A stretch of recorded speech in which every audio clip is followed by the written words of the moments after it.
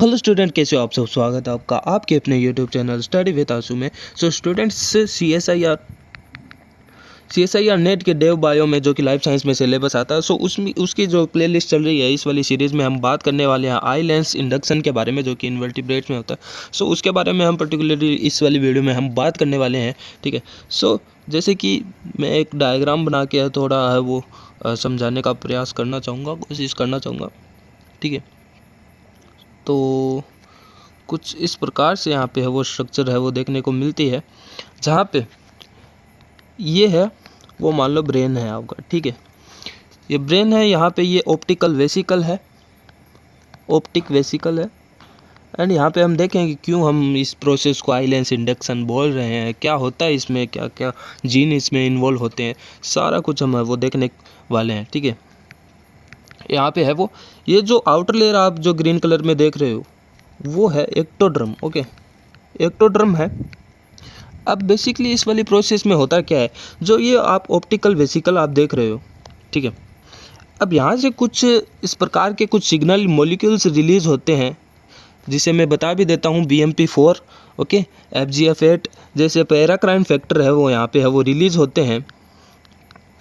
And वो signal है वो जाके है वो ऑप्टिकल वेसिकल से रिलीज होते हैं, और जहाँ से रिलीज होते हैं उनको बोलते हैं इंडक्शन करवाना। ये इंडक्शन इंड्यूसर का काम कर रही है, ऑप्टिकल वेसिकल इंड्यूसर का काम कर रही है। और ये जो सिग्नल है वो एक्टोड्रम के पास जाता है, और एक्टोड्रम के पास है वो रिसीव होता है। जो तो इसका मतलब एक्टोड्रम क्या काम कर रही है, एक्टोड्रम काम कर रही है रिस्पॉन्डर का। ठीक है, रिस्पॉन्डर के साथ साथ में इस रिस्पॉन्स करने वाली कैपेसिटी को हम बोलते हैं कंपिटेंट। ओके, कंपिटेंस है वो शो कर रही है, कंपिटेंस प्रोसेस है वो शो कर रही है एक्टोड्रम। एंड यहाँ पे है वो ऑप्टिकल वेसिकल है इंड्यूस करा रही है एक्टोड्रम को, जो कि आगे जाके है वो थिक होकर यहाँ पे आगे रेसिप्रोकल है वो इंडक्शन वो देखने को मिलेगा। रेसिप्रोकल मतलब उल्टा, यहाँ पे है एक्टोड्रम है वो इंड्यूस कराएगी इधर की साइड में। तो यहाँ पे कुछ आगे है वो स्ट्रक्चर है वो यहाँ पे एक्टोड्रम से है वो आई लेंस का फॉर्मेशन है वो यहाँ पे देखने को मिलेगा। किस प्रकार से आई लेंस बनेगा वो भी हम देखेंगे। सो यहाँ पे है वो ऑप्टिकल वेसिकल है वो इंड्यूस करा रही है एक्टोड्रम को for formation of eye lens. So that's why this process also known as eye lens induction. Okay, so यहाँ पे अब थोड़ा थोड़ा डिटेल में हम जाते रहेंगे। ठीक है। सो हमने बात क्या की, जैसे कि इंडक्शन की हमने बात की कि जो इंडक्शन सिग्नल है, एग्ज़ाम पॉइंट ऑफ व्यू के बारे में हम देखेंगे किस प्रकार से एग्ज़ाम्स में है वो पूछा जा सकेगा। ठीक है।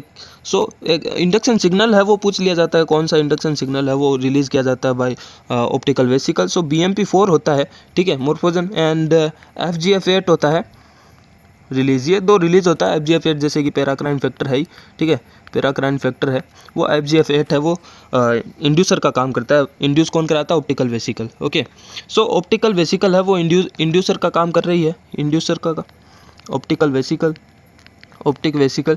ठीक है। एंड रिस्पॉन्डर का काम यहाँ पे हमने बात की, रिस्पॉन्डर है वो है यहाँ पे है वो कंपिटेंसी शो कौन करता है, एक्टोड्रम। ठीक है, एक्टोड्रम जो कि है वो आगे जाके है वो फ्यूचर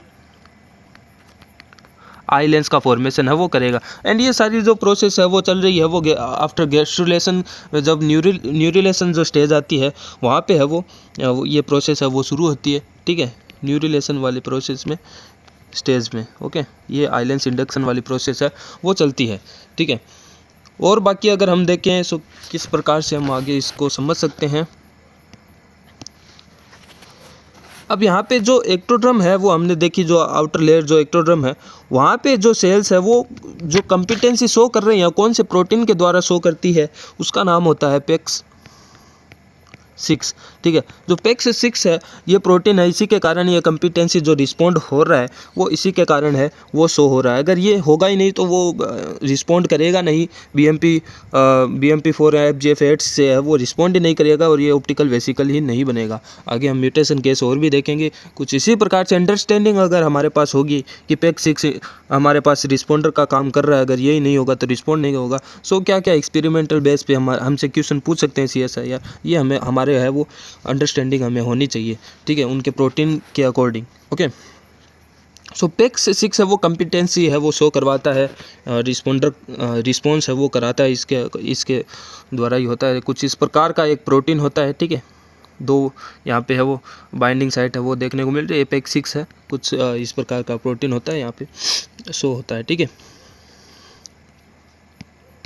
अब डायग्राम बना के अगर हम बात करें तो जैसे कि 2 प्रकार के सिग्नल में हमने बात की। सो सिग्नल फर्स्ट है वो किस प्रकार से काम करता है, जैसे कि यहाँ पे है वो ये एक्टोड्रम है, ठीक है। यहाँ पे अंदर ये ब्रेन एंड यहाँ पे है वो ऑप्टिकल वेसिकल्स है वो देखने को मिलती है। अब यहाँ पे है वो ऑप्टिकल वेसिकल से है वो हमने बात की paracrine factor and FGF8 and BMP4 है वो यहाँ पे है वो इंड्यूस करवाती है एक्टोड्रम को, एंड एक्टोड्रम है वो यहाँ पे है वो रिस्पॉन्स करवाता है भाई PEX6, एंड यहाँ पे है वो रिस्पॉन्स होता है थोड़ा है वो एक्टोड्रम है वो थिक होने लगता है, ठीक है। इस सिग्नल से थोड़ा थिक हो जाता है, ठीक है, थिक एक्टोड्रम हो जाता है, ठीक है, ठीक यानी थोड़ा मोटा हो जाता है, थिक एक्टोड्रम। इस सिग्नलिंग के कारण है वो ये हो पाता है। यहाँ पे है वो आप देख सकते हो ये हेड है एंड यहाँ पे है वो लेंस प्लेकोइड है ये, ठीक है, लेंस प्लेकोइड,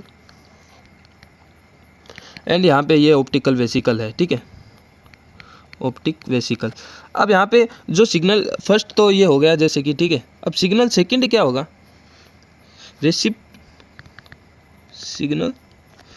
सिग्नल सेकंड में हमने बात की रेसिप्रोकल है वो इंडक्शन है वो किस प्रकार से होता है, जैसे कि हमने बात की इस डायग्राम की।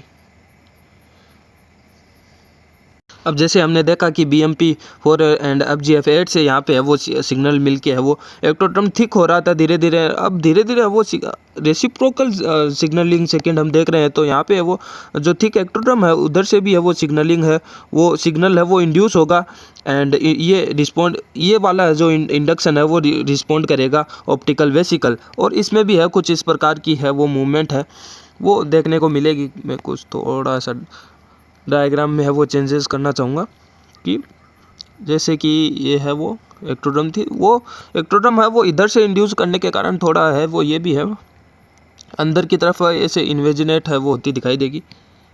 सो कुछ इस प्रकार से वो सिग्नलिंग चल के है वो इधर से है वो इन्वेजिनेट है वो होना शुरू कर देती है। यहाँ पे वो ऑप्टिकल वेसिकल भी अंदर की तरफ वो इन्वेजिनेट होती है थोड़ा, ठीक है। सो कुछ इसी प्रकार से वो जैसे कि है वो नेक्स्ट प्रोसेस हम है वो कुछ इस प्रकार से वो बना सकते हैं। यहाँ पे धीरे धीरे है वो जो एक्टोड्रम आप देख रहे हो ग्रीन कलर में थोड़ा सा, ठीक है। सो ये थोड़ा अब और आगे है वो इंडक्शन होते हुए ये थोड़ा और थोड़ा इधर की ओर इन्वेजिनेट होगी, ये थोड़ा इधर की ओर इन्वेजिनेट होगी, और ये यहाँ पे है वो मिलके है वो राउंड शेप में है वो ऑप्टिकल लेंस है वो बना लेगी। एंड जो ये लास्ट में फिर जो आगे जो आप बॉर्डर है वो एक्टोड्रम की देखोगे वो उसमें भी है वो फिर से ऑप्टिकल वेसिकल से है वो थोड़ा इंडक्शन होके वो बाहर की तरफ उभार होके वो आप कॉर्निया है वो आगे है वो देखोगे। जैसे कि मैं नया नेक्स्ट है वो बना के अगर आपको वहाँ वो बताना चाहूँ तो कुछ इस प्रकार से है, जैसे कि मैं पहले है वो ऑप्टिकल वेसिकल से वो बना लेता हूँ। जैसे कि यहाँ पे कुछ इस प्रकार की है वो स्ट्रक्चर हमें ऑप्टिकल वेसिकल से देखने को मिली, ठीक है। यहाँ पे ठीक है, सो कुछ इस प्रकार से थी। मैं फिर से करेक्शन थोड़ा कर देता हूँ। अब यहाँ पे बीच में जो है वो अलग हो गया था हमारा जो आके है वो लेंस, ठीक है। एंड यहाँ पे जो बाहरी जो ये जो एक्टोड्रम की जो लेयर थी वो थोड़ा है वो अलग यहाँ पे है वो अपने को देखने को मिलती है। एंड ये यहाँ पे जो मैं अभी उभार जो बना रहा हूँ वो है वो ऑप्टिकल वेसिकल से भी है वो इंडक्शन है वो चलता रहता है, एंड रेसिप्रोकल इंडक्शन भी है वो चलता रहता है। सो ये दोनों प्रोसेस से कुछ इस प्रकार से हमें वो eye lens and I formation है वो देखने को मिलता है। सो ये जो बाहरी लेयर है वो कॉर्निया का है वो निर्माण करता है, कॉर्निया, एंड ये जो आई वो जो लेंस है वो लेंस प्लेकोइड एंड लेंस आप देख सकते हो यहाँ पे, ठीक है, कुछ इस प्रकार से। एंड अगर मैं ये जो आप वेसिकल है वो बीच में है वो लेंस वेसिकल है ये, ठीक है। एंड ये यहाँ पे हो गया अपना ऑप्टिक स्टाल्क हो गया, ऑप्टिक स्टाल्क हो गया बिकॉज ये ऑप्टिक वेसिकल का था, तो एंड ये स्टाल्क जैसी स्ट्रक्चर है तो ये ऑप्टिकल स्टाल्क है, ओके। एंड और अगर मैं आपको बताऊं तो प्राइमरी फाइबर सेल्स जो होती है जो यहाँ पे है वो इसके अंदर जो आप ये जो लाइन देख रहे हो आप ये प्राइमरी है वो फाइबर सेल है, ठीक है। सो प्राइमरी फाइबर सेल है, ठीक है। एंड यहाँ पे हमने कॉर्निया देखी, एंड लेंस कैप्सूल है ये जो आप राउंड शेप में है वो देख रहे हो, लेंस कैप्सूल हमारे पास बन गया, ठीक है। एंड कुछ इस प्रकार की वो स्ट्रक्चर देखने को मिलती है, ठीक है। अब और जो इम्पोर्टेंट अगर टॉपिक की अगर हम बात करें, सो यहाँ पे हमने जो इंडक्शन देखा था कि BMP4 एंड FGF8 से होता, तो ये काम कैसे करता था। ये जो BMP4 आप देख रहे हो ना, वो क्या काम करेगा, यहाँ पे है वो जो एक्टोड्रम में है वो इंड्यूस कराएगा SOX2 ट्रांसक्रिप्शन फैक्टर को, ठीक है। ट्रांसक्रिप्शन फैक्टर SOX2 होता है, उसको है वो इंड्यूस कराता है, उसका एक्सप्रेशन कराता है, इसको फॉर्मेशन को है वो इंड्यूस कराता है। SOX2 का फॉर्मेशन होता है यहाँ पे एक्टोड्रम में, इसकी वजह से, ठीक है। ये यहाँ पे एक्टोड्रम में जाएगा और इसके फॉर्मेशन को है वो इंड्यूस कराएगा। अब इससे होगा क्या, वो आगे हम थोड़ा देखेंगे। इससे पहले हम दूसरे जो इंडक्शन फैक्टर जो FGF8 था, वो क्या कर रहा था। जो FGF8 था वो सिग्नल है वो इंड्यूस करा के है जो अपने जो एक्टोड्रम में है वो इंड्यूस करा रहा था एलएमएफ ट्रांसक्रिप्शन फैक्टर को। ये दोनों मिलके है वो यहाँ पे है वो किस प्रकार से आइलेंस में है वो जो हेल्प करते थे वो हम देखेंगे। अब यहाँ पे हमें रिस्पॉन्डर वाले एक्टोड्रम में हमें है वो दो चीज़ और देखने को मिल गई PEX6 के साथ में, SOX2 and LMF transcription factor. Okay, so SOX2 और एलएमएफ भी है वो यहाँ पे है वो इंडक्शन में किस प्रकार से हेल्प करते हैं। जैसे कि मान लो है वो यहाँ पे है वो ये DNA सेगमेंट है, मान लो वहाँ पे एक्टोड्रम में, बिकॉज हर सेल्स में DNA तो होता ही है। एंड ये कुछ ट्रांसक्रिप्शन फैक्टर मान लो यहाँ पे हमें बनाना है, क्रिस्टलिन बनाना है, जो कि लेंस फॉर्मेशन में क्रिस्टलिन तो ऑब्वियसली होएगा ही। सो उसके फॉर्मेशन के लिए क्या होता है, जो ये जो SOX2 है और ये जो PEX6 है, इसके जो ट्रांसक्रिप्शन फैक्टर है, ये एक तरीके से इस जो जीन है जो कि क्रिस्टलिन को कोड कर रहा है, इसको जीन से एक्सप्रेस कराने के लिए ये ट्रांसक्रिप्शन फैक्टर होना ज़रूरी है। और इस ट्रांसक्रिप्शन फैक्टर को बना रहा कौन है, BMP4 इसको SOX2 को बना रहा है, एंड FGF8 है वो एलएमएफ जो ट्रांसक्रिप्शन फैक्टर है इसको है वो बना रहा है, ठीक है। और ये आगे जाके है वो यहाँ पे हमारा है वो क्रिस्टलिन है वो फॉर्मेशन कराएगा, जो कि आगे है वो लेंस के फॉर्मेशन में हेल्प होता ही है, ठीक है। लेंस जो कि ऐसा होता है, ठीक है, उसमें क्रिस्टलिन फॉर्मेशन होना होता है। अब यहाँ पे एक और सिग्नलिंग जो कास्केड है वो देखने को मिलता है। जो सिग्नलिंग प्रोटीन्स अगर कोई बच गए हैं तो वो मैं लास्ट में बता देता हूँ, उसके बाद में जो आइलेंस का है वो सारा कंसेप्ट हमारा क्लियर हो जाएगा। यहाँ पे होता क्या है, एक नोगिन नाम का प्रोटीन होता है, ठीक है। नोगिन नाम का प्रोटीन होता है, वो करता क्या है, वो ET नाम के प्रोटीन को है वो इनहिबिट करता है, ठीक है। ET नाम के प्रोटीन को इनहिबिट करता है, लेकिन ये ET प्रोटीन है वो चाहिए होता है अपने है वो RX प्रोटीन को बनाने के लिए। RX प्रोटीन को बनाने के लिए ET प्रोटीन चाहिए होता है। और ये RX1 प्रोटीन है वो करता क्या है, ये प्रोटीन है वो हेल्प कराता है PEX6 के प्रोटीन के इंडक्शन को, ओके, एक्सप्रेशन को। अब PEX6 तो हमें चाहिए ही चाहिए इंडक्शन के लिए, सॉरी रिस्पॉन्डर के लिए, ठीक है। तो अब इसको जो ये इनहिबिट करा रहा है, जो कि आगे भी अगर ये इनहिबिट हो रहा है तो ये बनेगा नहीं, ये नहीं बनेगा तो ये भी नहीं बनेगा, PEX6 भी। सो इसको इनहिबिट कराना ज़रूरी होता है। सो इसको इनहिबिट कैसे होता है, जो नोगिन जीन है वो एक प्रोटीन जो कि नाम है उसका OTX2 प्रोटीन को साथ में है वो एक्सप्रेस कराता है, इंड्यूस कराता है नोगिन खुद ही, जो कि OTX ये प्रोटीन है इस वाली सिग्नलिंग को ऑफ करा देता है। OTX प्रोटीन है वो ET के इनहिबिशन को रोकता है, न कि ET को रोकता है। मेरी बात को ध्यान से सुन लेना, OTX जो 2 प्रोटीन है वो ET के इनहिबिशन को रोकता है, न कि ET को, ठीक है। सो अब ये इनहिबिशन ET का होगा नहीं, ठीक है, जिससे होगा क्या, ET बनेगा, यहाँ पे RX बनेगा, एंड RX बन के है वो PEX6 है वो बनेगा। एंड आगे जो कास्केड चलती है PEX6 की वो है वो आगे है वो 6-3 को भी इंड्यूस कराता है, 6-3 है वो TILLT नाम का प्रोटीन होता है, उसको है वो इंड्यूस कराता है। और ये जो आगे जाके है वो LHX2 है उसके प्रोटीन को इंड्यूस कराता है, ठीक है। एंड है वो सीधा है वो OPTX2 का भी है वो एक्सप्रेशन कराता है। एंड ये LHX2 है वो फिर से है वो PEX6 को इंड्यूस कराता है। एंड ये है वो कास्केड है वो इस प्रकार से है वो चलता रहता है, ठीक है। कास्केड कुछ इस प्रकार से है वो चलता रहता है, ये कास्केड है वो चलता रहता है, एंड आई लेंस है वो बनता रहता है, ठीक है। लेकिन ये वाली जो जब है वो PEX6 को इंड्यूस करा दिया जाता है, एंड कराती है वो फीडबैक इनहिबिशन के दौरान ये क्या करता है, RX1 है वो यहाँ पे OTX2 को भी साथ में इनहिबिट करा देता है। जैसे ही PEX6 का मान लो इसने अपना काम ख़त्म कर दिया इंड्यूस करा के, वो OTX2 को भी इनहिबिट करा देगा। अब OTX2 फिर से इनहिबिट हो जाएगा तो अब इसको ET का इनहिबिशन को कोई रोकेगा नहीं। अब ये नोगिन है वो ET को रोक देगा, एंड ET को रोक देगा तो ये भी है वो RX है वो फॉर्मेशन होगा नहीं, एंड ये PEX6 फिर से वो कुल मिला के नेगेटिव जो हम बोलते हैं इनहिबिशन है वो फीडबैक इनहिबिशन है वो देखने को भी मिलता है। यहाँ पे कंट्रोल है वो कुछ इस प्रकार से वो इस प्रकार की सिग्नलिंग से देखने को मिलता है। एंड ये ऐसा कैसा पाथवे CSI या नेट में पूछ लिया जाता है। एंड सारा कंसेप्ट हमने क्लियर कर लिया है। अब है बात अब हमने कंसेप्ट क्लियर हो ही गया है तो म्यूटेशन केस है वो सारे कंसेप्ट बेस ही होते हैं।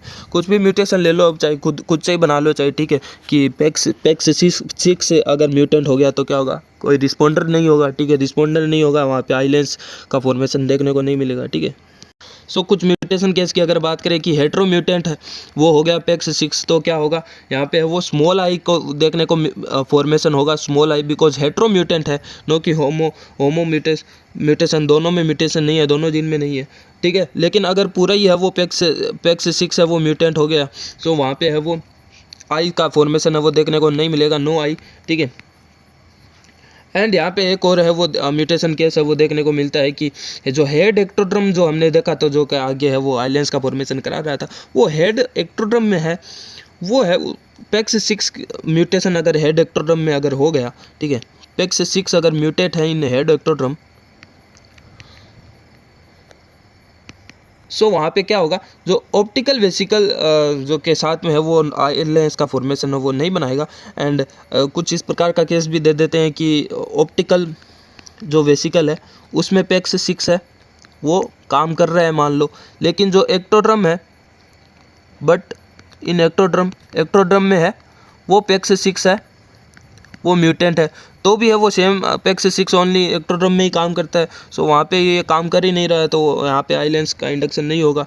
ठीक है, कुछ इस प्रकार से है वो म्यूटेशन पूछ लिया जाता है। एंड यहाँ पे है वो सेल पहले से म्यूटेंट है लेकिन ऊपर से PEX6 हम डाल रहे हैं, एंड कुछ भी है वो म्यूटेशन केस है ओवरऑल है वो पूछ सकते हैं, लेकिन हमें है वो कंसेप्ट सारा क्लियर हो चुका है। तो कोई भी म्यूटेशन केस अगर आपको दे दिया जाए अभी मैं आपको बोल रहा हूँ आप है वो कर दोगे। लेकिन एक और लास्ट में चीज़ आपको लास्ट में ध्यान रखनी होगी, जो एक SHH यानी सोनिक हेजहोग है वो यहाँ पे टर्म आता है, लेकिन वो काम क्या करता है, वो आइलेंस की जो स्पेसिफिकेशन को हेल्प करता है, कहाँ पे है वो आइलेंस है वो कहाँ पे आई है वो फॉर्मेशन होगी उसको स्पेसिफिकेशन का वो कराता है, न कि आइलेंस के डेवलपमेंट में ये बस स्पेसिफाई कराता है कि कहाँ पे है वो आई है वो फॉर्मेशन होगा। ठीक है, मैं लिख भी देता हूँ स्पेसिफाई। सो स्पेसिफाई आइलेंस पैलेस को है वो स्पेसिफाई कराता है। एंड यहाँ पे एक जो RX जीन है वो एक्स्ट्रा जीन है वो देखने को मिलता है जेब्रा फिश में। ठीक है, सो इन जेब्रा फिश में आइलेंस जो ये इसमें हेल्प करता है RX जीन है वो एक्स्ट्रा यहाँ पे है वो देखने को मिलता है, ये एक्स्ट्रा है वो कंसेप्ट आपको है वो देखने को मिल रहा है यहाँ पे इस वाली वीडियो में। सो ऑलमोस्ट सारे है वो कंसेप्ट क्लियर हो गया। आपको कोई भी म्यूटेशन केस CSI अगर है वो देख देगा तो मैं आपको बोल रहा हूँ अगर वीडियो आपने ध्यान से देखी है तो वो सारा कंसेप्ट अगर आपका क्लियर है तो वो सारा म्यूटेशन केस आपसे है वो हो जाएगा। कुछ भी दे दो आप चाहिए, इससे बाहर कुछ नहीं आने वाला है। ठीक है, इससे बाहर क्या ही आएगा, हमने सारे जीन्स पढ़ लिए, सारा कुछ मेथड है वो पढ़ लिया किस प्रकार से होता है, पूरा जीन लेवल पे हमने है वो देख लिया। सो कोई भी दिक्कत आपको है वो नहीं आने वाली है। ठीक है, सो इतना ही था इस वाली वीडियो में। ऐसी वीडियो है वो डेवलपमेंटल बायोलॉजी की इस प्ले लिस्ट में चैनल पे आप जाके देख सकते हो। ठीक है, हमने एम्फीबिया के कुछ डेवलपमेंट के बारे में देखा, ड्रोसोफिला के भी डेवलपमेंट के बारे में हम देख चुके हो, तो वो सारी वीडियो आप है वो वहाँ पे आनंद उठा सकते हो जाके, आपकी इच्छा है। ठीक है, वीडियो को लाइक भी कर सकते हो, चैनल को सब्सक्राइब भी कर सकते हो। ओके, शेयर करना चाहो तो कर सकते हो। Okay, bye bye.